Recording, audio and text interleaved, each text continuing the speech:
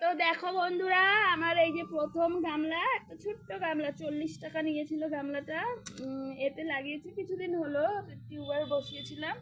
এই যে দেখতে পাচ্ছ, কুড়ি বেরিয়েছে ছোট্ট গামলায়।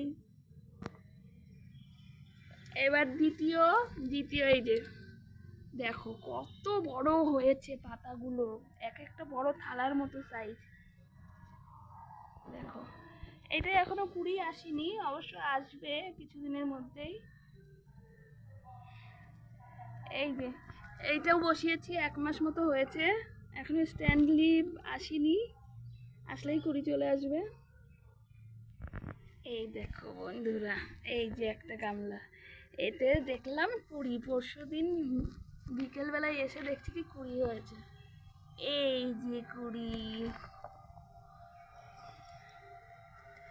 তারপরে এই যে আর একটা গামলা, এটাই এখনো কুড়ি আসেনি, চলে আসবে 2-4 দিনের মধ্যে মনে হয়।